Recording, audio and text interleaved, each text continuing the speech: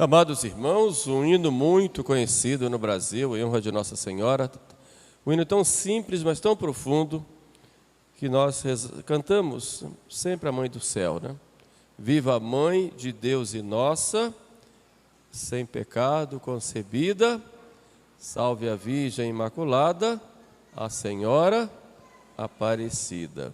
Viva a Mãe de Deus e nossa. Muito bem, Maria é Mãe de Deus e nossa Mãe. Tem a grande privilégio de ser a Mãe de Deus e a missão de sendo Mãe de Deus, ser a nossa Mãe. Hoje no livro do Apocalipse, que nós acabamos de ouvir, nós vemos aí aparecer a figura de uma mulher. O capítulo 12 de Apocalipse mostra aí 3 visões de São João. Primeiro a mulher grávida, que enfrenta o dragão. Depois vemos a batalha no céu de São Miguel contra o dragão, contra Satanás. E por fim, essa visão que acabamos de ouvir aí, em que mostra a mulher vestida de sol. Vamos pegar um pouco essas 3 aí e vamos meditar a respeito dessa grandeza dessa mulher e o que significa isso para nós. Apareceu no céu um grande sinal, uma mulher vestida de sol, tendo a lua embaixo de seus pés e na cabeça uma coroa de 12 estrelas.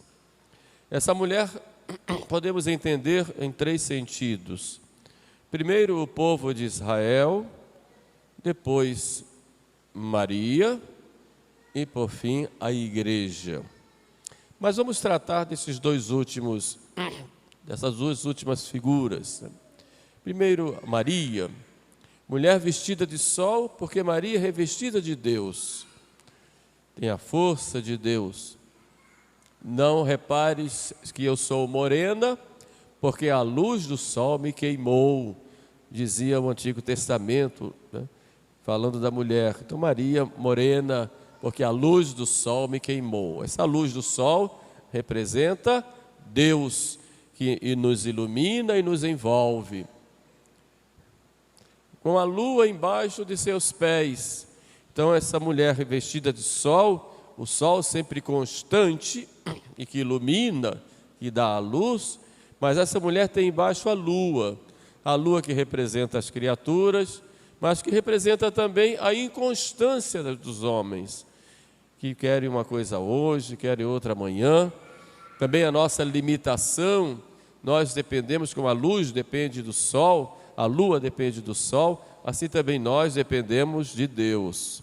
Maria, essa mulher, está acima. Tendo na cabeça uma coroa de 12 estrelas, podemos entender aí as virtudes, mas também as glórias dessa mulher.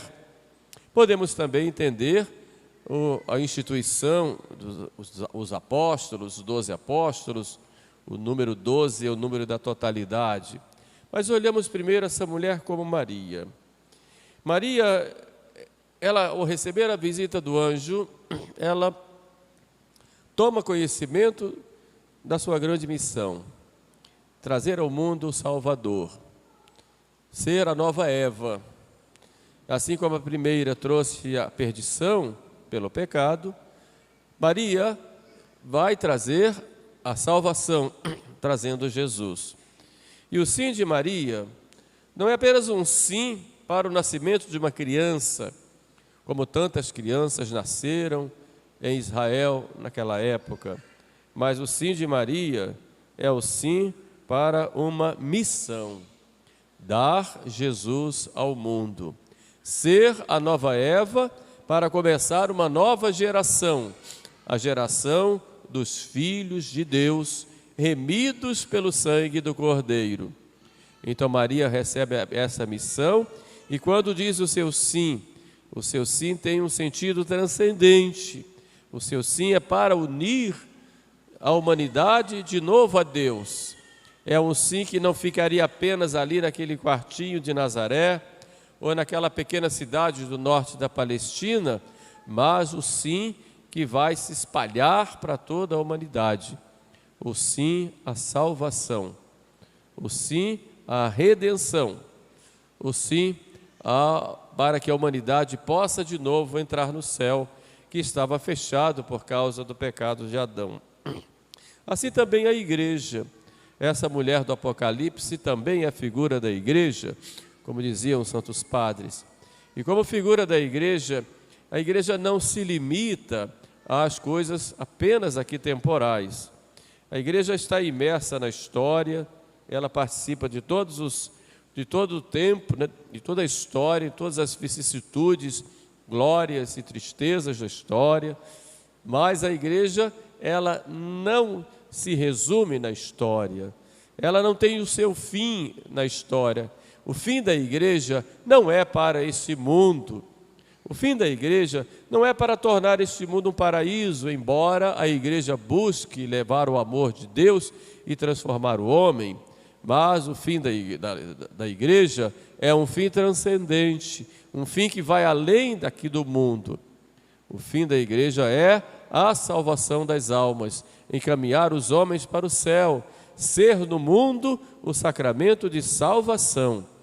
Embora a igreja tenha a sua influência na história, porque influencia o homem com o evangelho, mas o fim da igreja é muito mais alto do que um fim temporal. O fim da igreja é um fim espiritual, um fim que leva os homens para o céu. Porque a igreja, ela tem essa missão transcendente, ela de trazer para nós o reino de Deus, que é um reino de paz, de justiça e de amor. Mas olhemos bem essa mulher do Apocalipse, ela estava grávida de um menino que iria reger o mundo com o cetro de ferro. Esse menino, a tradição vê nesse menino o próprio Jesus Cristo, que é o Rei dos Reis, o Senhor dos Senhores, de modo que essa mulher, ela trazia em si uma criança. Assim Maria, ela traz dentro de si o Salvador, e há uma íntima união entre Maria e Jesus.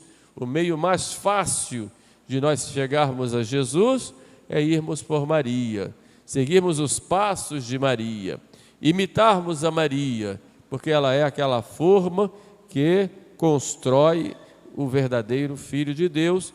Assim como ela gerou Jesus em seu ventre, ela gera também em cada um de nós o próprio Jesus Cristo.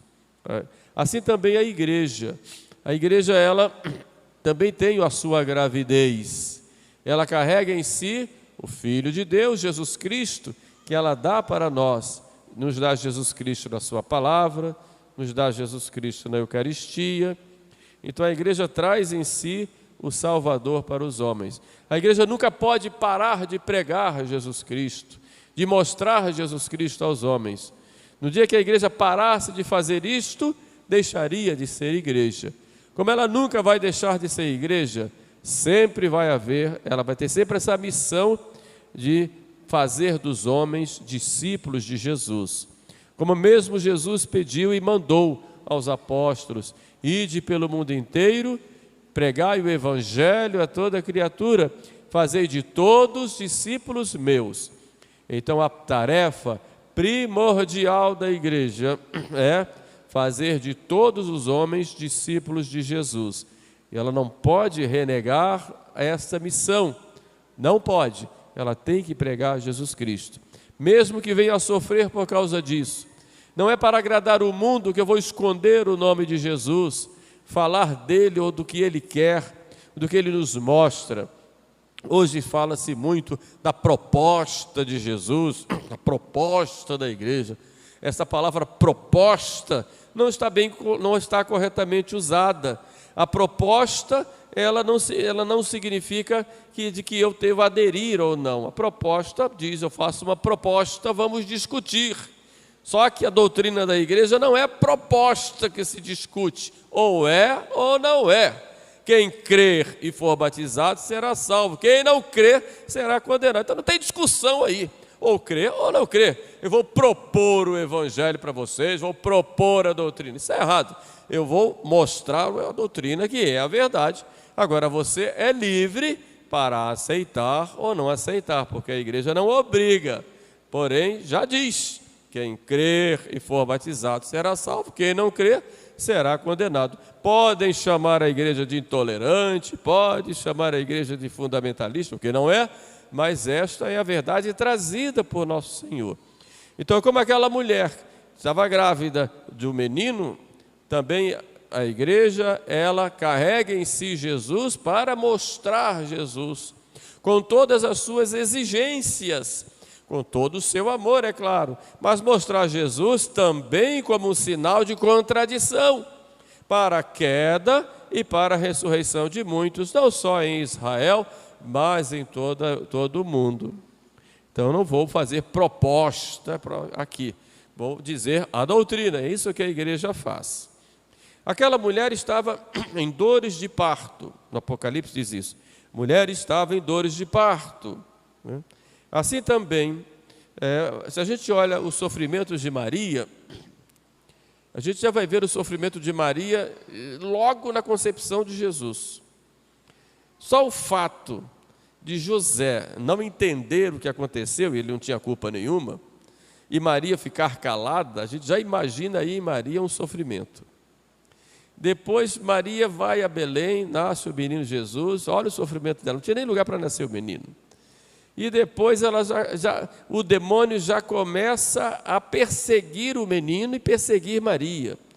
E insufla em Herodes a inveja, e Maria tem que às pressas ir para o Egito para defender a si própria e defender o menino. Então já começa aí Satanás a se movimentar para perseguir a mulher, perseguindo Maria. E vai Satanás perseguindo Jesus e assim persegue também Maria. Nós vamos ver isso até o alto da cruz, quando vamos ver Maria Santíssima lá chorando a morte de seu divino Filho. Era a perseguição do demônio a Maria. Depois, durante a história, como o demônio procura tirar das almas a devoção a Nossa Senhora. Imagine uma pessoa que deixa a Igreja Católica e passa por protestantismo. A primeira coisa que o diabo faz é tirar Nossa Senhora da vida dessa pessoa. Tirar a devoção a Nossa Senhora.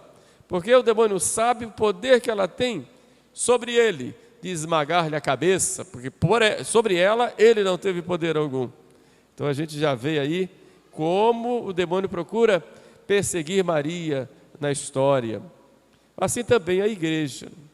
A igreja, como uma mulher grávida que está prestes a dar à luz, sente dores de parto, a igreja sempre teve crises. Quanto sofrimento a gente vai vendo a igreja. A profecia de Simeão, que se realiza em Maria, também se realiza na igreja, porque as forças do mal sempre procuram destruir toda a obra de Cristo no mundo e destruir a obra de Cristo também na igreja. Às vezes por fora, para poder perseguindo, às vezes por dentro, com os maus exemplos dos cristãos, com a perseguição mesmo interna, com as divisões, com o pecado que penetrou no seio da igreja através da própria vontade humana. Então a gente vai vendo o diabo sempre procurando causar pânico e causar dores à igreja. A igreja vive sempre assim. Não esperemos que na igreja vamos ter um tempo de paz.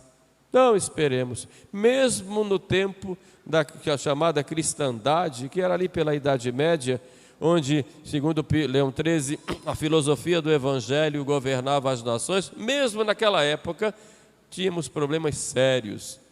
Mesmo naquela época. Deus teve que suscitar um São Francisco para reconstruir a igreja, um São Domingos para lutar contra os cátaros e albigenses, teve que suscitar tribunais para corrigir os erros, teve que suscitar santos, e em toda a história, a igreja sempre teve, por causa do seu momento histórico, sempre teve dores, sofrimentos e crises. Por isso nós não nos espantamos se hoje vemos a igreja em crise. É claro que hoje tem uma dimensão muito maior, porque atingiu, como diz São Pio X, as veias da igreja. E quando se atinge as veias, a coisa é mais difícil de curar. Embora a cura venha do alto, mas isso penetra mais. Porém, a igreja ela vai sempre vencer. Aliás, a vitória já veio, que é a vitória de Jesus Cristo. Então, nesse quadro, vamos ver então essa mulher, né? Mas vai contra essa mulher um dragão. Aparece primeiro um dragão grande, depois aparece duas bestas, uma que surge do mar e outra que surge da terra. Dois dragões, podemos dizer assim, vermelhos. O que surge do mar representa o poder político de dominação contra a igreja e contra a mulher. E o que surge da terra representa, segundo alguns autores, o poder religioso, de querer implantar uma espécie de religião arremedando o cristianismo e destruindo o cristianismo na sua fonte, uma espécie de religião agradável para atrair a todos, enganando como se fosse uma espécie de cristianismo, uma espécie de religião universal, que agrade a todos e que evidentemente passa por cima perseguindo Jesus Cristo. São os dragões, que aí são evidentemente os demônios que suscitam os seus seguidores. Esse dragão vermelho é Satanás, vermelho de fogo, diz o Apocalipse. De fogo, porque ele faz guerra contra o homem para matar o homem. Não só matar o homem na vida espiritual, mas matar o homem também destruindo a vida humana. Então, quando nós vemos, por exemplo, essa questão do aborto, isso é obra do diabo, porque tem ódio do ser humano, porque o ser humano é obra de Deus, é a imagem de Deus. Esse ser humano, uma vez convertido, vai se tornar lá no céu o grande louvor de Deus. Vai estar lá no céu, louvando, honrando a Deus, com uma imagem e semelhança sua, unido a seu Filho. Então o diabo tem ódio do ser humano, porque o ser humano é a imagem de Deus. Então ou destrói o ser humano na vida espiritual, destruindo nele com culpa dele, evidentemente, destruindo a vida espiritual, ou destrói o ser humano matando, e mata com guerras, mas mata também colocando ódio e egoísmo entre as pessoas. O dragão vermelho, que é Satanás, entra também na história para contrariar a missão da igreja e diminuir a missão da igreja. Se não pode destruir a igreja, vamos desmoralizar a igreja. Assim que faz Satanás. Isso é que ele faz. Já que a igreja católica não pode ser destruída, vamos desmoralizá-la. Desmoralizamos por dentro, infiltrando lá dentro elementos que possam desmoralizá-la por dentro, através dos maus exemplos, ou das heresias, ou das apostasias internas.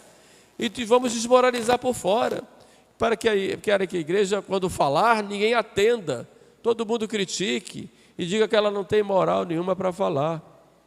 E é assim que acontece. O diabo faz isso, para que nós católicos tenhamos vergonha de sermos católicos. O que fazem, por exemplo, com os nossos adolescentes quando vão para as escolas? Muitos professores ateus destroem a figura da igreja, a imagem da igreja, e colocam no jovem católico uma vergonha. Tenho vergonha de ser católico porque a igreja fez tantas coisas ruins na história. Mentem, porque o demônio é o pai da mentira, para desmoralizar a nossa igreja. É obra de Satanás isso. E hoje está fazendo a mesma coisa, colocando a nossa igreja nessa situação. Mas antes de fazer isso, o demônio tenta tocar em Maria. Não consegue, porque Maria, sobre ela, ele não teve poder algum. Ele pode até falar mal dela, mas destruí-la no coração dos homens que realmente amam a Deus, nunca vai fazer. O dragão age contra Maria, age contra a vida humana, age contra Jesus Cristo e age contra a igreja. É esse dragão que vomita um rio para destruir a mulher. Só que a terra se abre e engole este rio de fogo que o dragão vomitou de ódio contra Maria e contra a igreja. E essa terra aí, quem são? Somos nós, pobres filhos de Adão, filhos de Maria e filhos da igreja. E com a nossa fé, com a nossa oração, com nossa penitência, com o nosso sacrifício, nós vamos em socorro da igreja. Para que Deus, nosso Senhor, olhe para nós com misericórdia, de modo que não ficamos na passiva. Vamos ativamente defendendo a Deus, defendendo a sua igreja. Deus não se defende, Ele entrega a sua defesa a nós. E devemos ter esse compromisso de defendê-lo. Primeiro com a nossa vida, depois com as nossas palavras e com as nossas ações. Maria tem essa ação na igreja. E se queremos nos preservar e ser fiéis, temos que ir pelas mãos de Maria. Em toda a história da igreja, vamos Maria sempre mostrando esse seu carinho por cada um de nós e pela igreja, como mãe que ela é, como intercessora, e como protetora e como defensora contra o inimigo, e vitoriosa em toda a batalha contra o mal. Essa é a ação de Maria, suplicando por nós a Jesus e trazendo para nós essa graça que Jesus nos dá, como canal da graça que ela é. Canal no sentido de trazer as graças para nós. Confiemos, pois, em Maria. Estamos no mês de outubro, que é o mês do Rosário. O Papa Leão XIII coloca como uma grande solução a volta ao terço. Não como uma oração apenas, mas como uma vida. Contemplar os mistérios de Jesus com os olhos de Maria. E contemplar os mistérios de Jesus, o rosto de Jesus com os olhos de Maria. Vamos contemplar Jesus na família, nos mistérios gozosos. E vamos ver como é importante a família para nós. Como temos que valorizar a nossa família, construir bem e manter nossas famílias. Mas vamos nos mistérios dolorosos, vamos contemplar os sofrimentos de Jesus e vamos aprender o verdadeiro valor do sacrifício. Não pensem que vamos ter um paraíso aqui na terra, isso é ilusão, isso é falsa promessa. Podemos melhorar, mas paraíso nunca vai haver. Por isso é importante sabermos lidar bem com os sofrimentos e com os sacrifícios em vista de algo muito maior. Porque pelo sofrimento e sacrifício nós amadurecemos e nós nos redimimos, porque nos unimos aos sofrimentos de Cristo.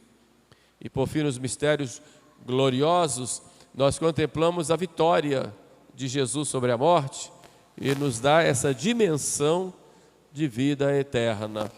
Por isso, os mistérios gloriosos nos impulsionam a olharmos sempre algo muito maior do que a vida aqui na terra. E concluindo, Papa João Paulo II acrescenta os mistérios luminosos para que sejamos encaminhados e vivamos sempre nesse caminho que é Jesus, que é a luz do mundo. Quem me segue não anda em trevas, ele diz, mas será a luz da vida. Então, nessa festa de Nossa Senhora Aparecida, não nos esqueçamos, ela é mãe de Deus, mas também a nossa mãe. Então, vamos sempre a ela, com muita confiança, com muito abandono, com o espírito de filhos que confiam, mas também que imitam, para que assim com Maria possamos um dia cantar as glórias de suas e de seu Filho lá no céu. Louvado seja nosso Senhor Jesus Cristo.